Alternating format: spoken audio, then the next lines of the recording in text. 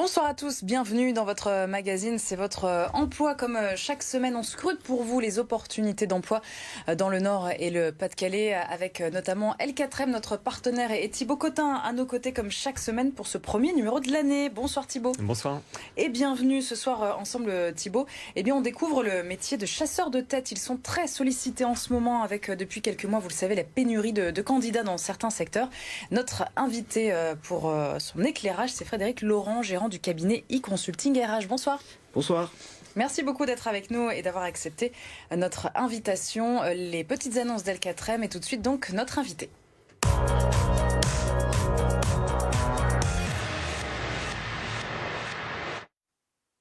Chasseur de tête, donc avec peut-être une première question de définition. C'est quoi la différence avec un recruteur, on va dire, classique ou un DRH ? Déjà, le terme chasseur de tête est mal utilisé puisqu'on a une connotation négative. J'ai déjà entendu même coupeur de tête. C'est pas du tout le même métier. Chasseur de tête, c'est simplement une expression populaire. C'est-à-dire que dans beaucoup de sociétés, on avait des personnes qui étaient bien positionnées à des fortes, des belles missions et on les appelait des têtes. Oui.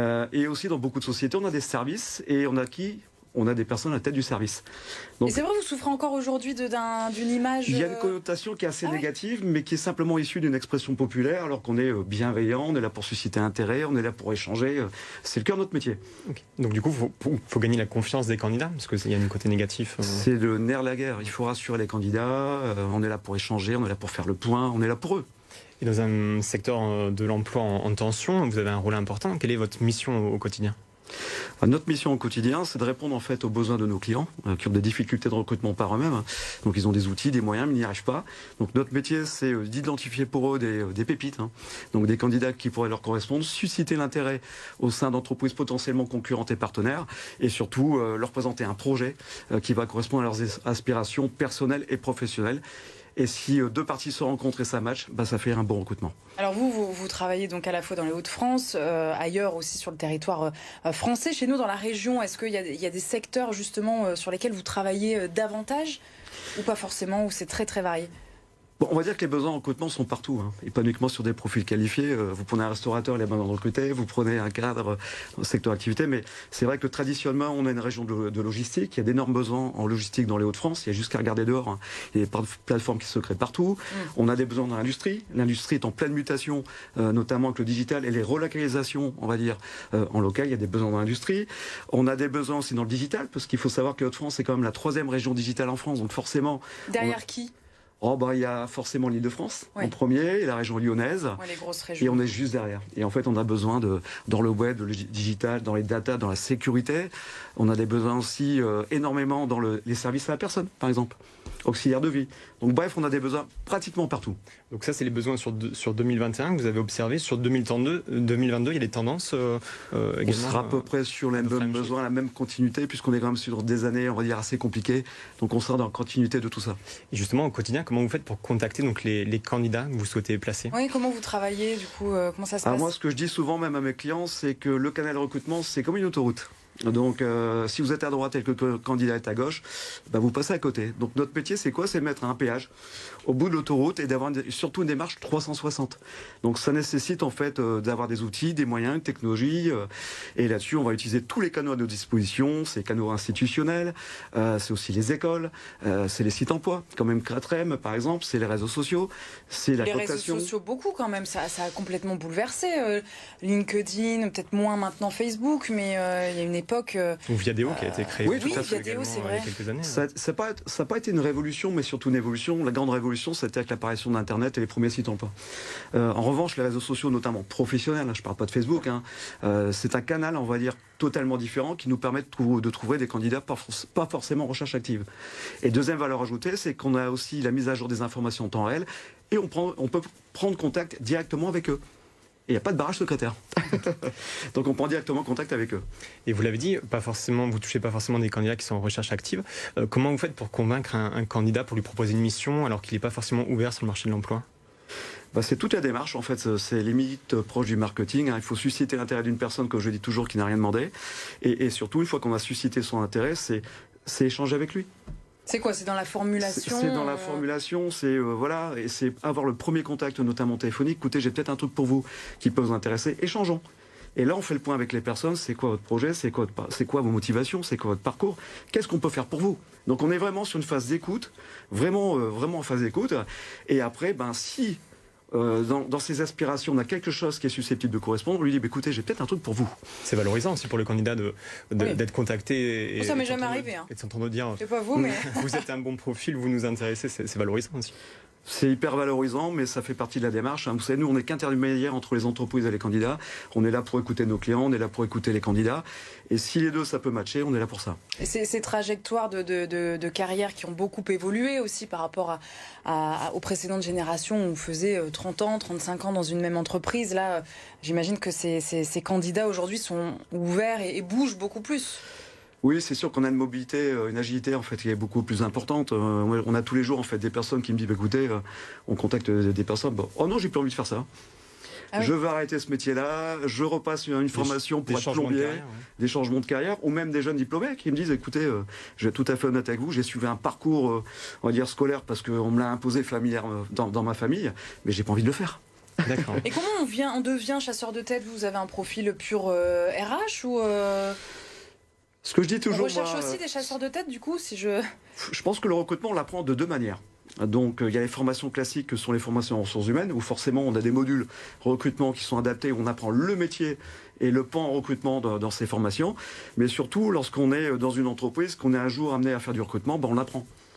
Donc il y a deux biais. Soit on le fait par nous-mêmes et on se professionnalise petit à petit, parce que le recrutement, c'est une vraie méthode, c'est des vrais moyens et c'est une vraie structuration par rapport à ça, ou on est issu d'une filière classique où on fait du recrutement.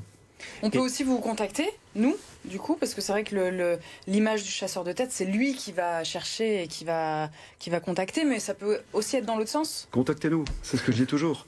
Notre métier, c'est de provoquer les belles rencontres. On est là pour ça, donc si des fois, on a une entreprise mais pas de candidats, que les candidats nous appellent au bon moment, on va faire notre boulot.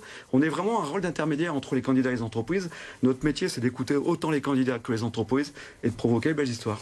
Et dans le contexte actuel, vous voyez pas mal de changements de carrière, de changements de voie, mais est-ce qu'il y a aussi des candidats qui sont assez frileux à changer d'entreprise du fait d'une insécurité sur le marché de l'emploi? Ça a été le cas en fait pendant le Covid, puisque du moins le premier confinement, parce que c'était un contexte assez particulier. Là, je tiens à dire une chose, c'est qu'on a 7,4% de taux de chômage de mémoire, on fait 6,5% de taux de croissance. Le marché est porteur.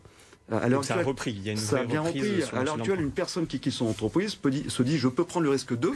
Pourquoi? Parce qu'elle peut retrouver un boulot assez rapidement. Il faut prendre des risques. Il faut prendre des risques. C'est votre message. En tout cas, on a le site internet ainsi à la maison. Vous souhaitez un petit peu plus d'informations. Donc pour votre cabinet e-consulting rh.com, il y a actuellement un petit peu plus de 170 postes à pourvoir. Vous restez avec nous, bien sûr, pour la suite du magazine.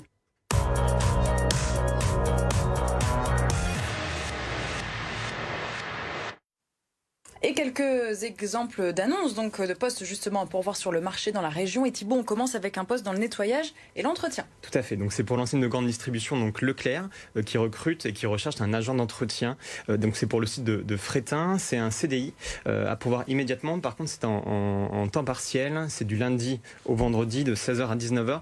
Donc l'agent doit réaliser les opérations de nettoyage, désinfection donc des surfaces, des locaux, des équipements. Il faut être rigoureux et savoir organiser son travail pour postuler.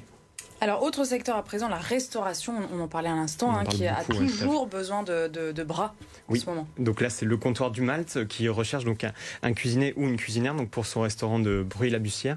Donc le comptoir du Malte, c'est un groupe, ça représente 16 restaurants, donc brasseries sur la région. Et donc pour postuler, il faut une expérience minimum donc de 2 ans.